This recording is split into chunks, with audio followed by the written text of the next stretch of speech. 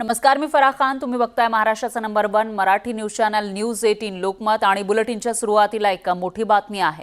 पहलगामच्या बेसरन व्हॅलीमधील दहशतवादी हल्ल्याच्या घटनेने संपूर्ण देश हादरला. दहशतवाद्यांनी 26 पर्यटकांची गोळ्या झाडून निरखून हत्या केली होती. तर दहशतवाद्यांनी एकेका पर्यटकाला धर्म विचारून गोळ्या झाडल्या होत्या, तसं प्रत्यक्षदर्शींनी सांगितलंय. या हल्ल्यानंतरचे काही व्हिडिओ यापूर्वीही समोर आले होते. आता मात्र हल्ला होतानाचा एक व्हिडिओ समोर आलाय. बेसरन व्हॅलीमध्ये पर्यटकांसाठी झिप लाईन सारखे साहसी खेळांची व्यवस्था आहे. हल्ल्याच्या वेळी अहमदाबादहून गेलेले पर्यटक ऋषी भट यांनी झिप लाईनवर स्वतःचा सेल्फी व्हिडिओ शूट केला होता. ते झिप लाईनवर असतानाच झाडांमागे दबा धरून बसलेले दहशतवादी अचानक समोर आले आणि त्यांनी पर्यटकांवर गोळीबार सुरू केला. गोळीबाराची पुसटशीही कल्पना नसलेला ऋषी भट व्हिडिओ शूट करत होते. तर या व्हिडिओमध्ये मागे गोळीबारानंतर जीव वाचवण्यासाठी पर्यटक धावपळ करताना दिसतायत. तर काही पर्यटकांचा मृत्यू झाल्यानंतर ते जमिनीवर कोसळल्याचंही दिसून येतंय.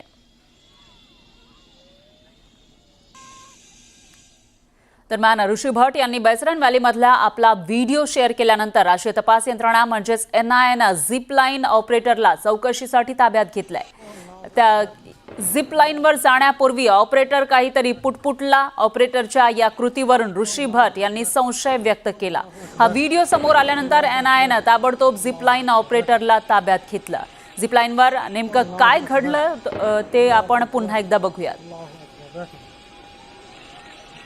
अल्लाहु अकबर, अल्लाहु अकबर, अल्लाहु अकबर,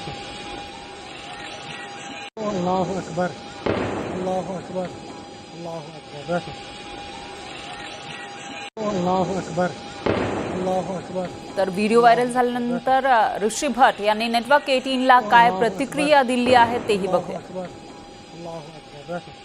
डाउटफुल वो बंदा लग रहा है क्योंकि मेरे आगे 10 बंदे गए थे. वो 10 बंदों में कहीं भी उसने कुछ जिक्र नहीं किया है. बट जब मैं कर रहा था तब उसने 3 बार अल्लाहू अकबर ऐसे 3 बार बोला. दूसरा बंदा जो पीछे था वो कुछ उर्दू की किताब पढ़ रहा था. ये सारी चीज़ अहमदाबाद 23 तारीख को पहुंच के हम फैमिली के साथ वीडियो देख रहे थे. तब मेरे माइंड में और मेरे बड़े भाई के माइंड में आई कि अभी तक के कोई वीडियो में ये चीज़ नहीं और यहीं पे ये बंदा बोल रहा है और फायरिंग शुरू हुई. तो वो मुझे थोड़ा डाउटफुल लग रहा है. इसीलिए मैंने आज तक वो वीडियो कहीं अपलोड नहीं किया था.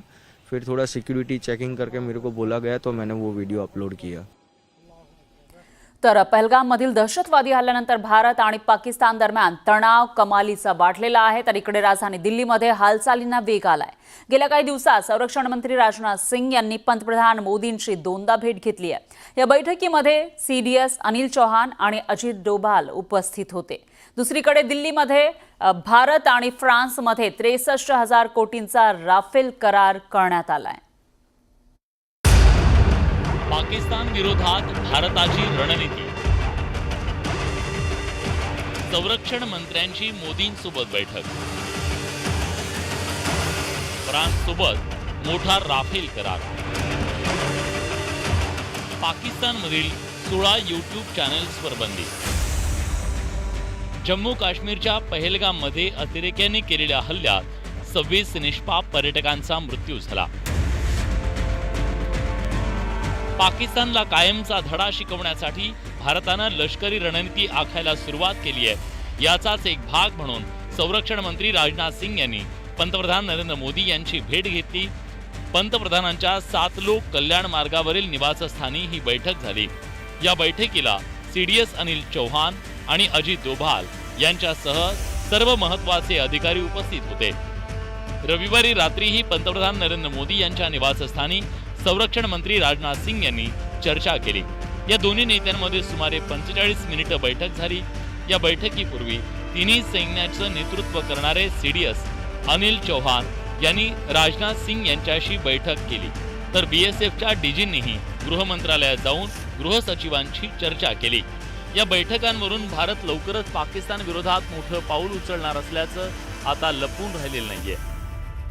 पाकिस्तानला धडा शिकवणं हे त्याच्या मागचं उद्दिष्ट असेल आणि ते काय केव्हा कुठं होणार आहे जसं मी आपल्याला आधी सांगितलं अशा ठिकाणी होईल ज्याच्याकरताची वेळ आपल्याला साधायची असेल, त्याचं जे उद्दिष्ट असेल ते आपल्याला साधायचे असेल, जी कारवाई ज्या जागी होईल ती आपल्याला संयुक्तिक असेल, आणि संख्या आपण तितकी वापरू जी त्याच्यासाठी आवश्यक आहे. तेव्हा ते काय आणि कसं होईल हे आता सांगणं अवघड आहे. पाकिस्ताननं केलेल्या नापाक हल्ल्यानंतर त्याला सडेतोड उत्तर देण्यासाठी भारतानं जोरदार तयारी सुरू केली आहे. अशात भारत आणि फ्रान्समध्ये राफेल करार झाला, त्यामुळे भारतीय नौदलाची ताकद वाढणार आहे. या करारानुसार भारताला फ्रान्सकडून 22 सिंगल सीटर आणि 4 डबल सीटर विमानं मिळणार आहेत. या विमानातून अणुबॉम्ब डागण्याची क्षमता आहे. फ्रान्ससोबतचा हा करार सुमारे 63,000 कोटी रुपयांचा असून शस्त्रास्त्र खरेदीच्या बाबतीत भारताचा फ्रान्ससोबतचा हा आजवरचा सर्वात मोठा करार आहे. भारत INS विक्रांतवर राफेल सागरी विमान तैनात करणार आहे. विमान उत्पादक कंपनी डसॉल्ट एव्हिएशननं भारताच्या गरजेनुसार या विमानांमध्ये अनेक बदल केलेत. यात जहाज विरोधी हल्ला, अण्वस्त्र डागण्याची क्षमता आणि 10 तासांपर्यंत उड्डाण रेकॉर्डिंग यासारख्या वैशिष्ट्यांचा समावेश आहे.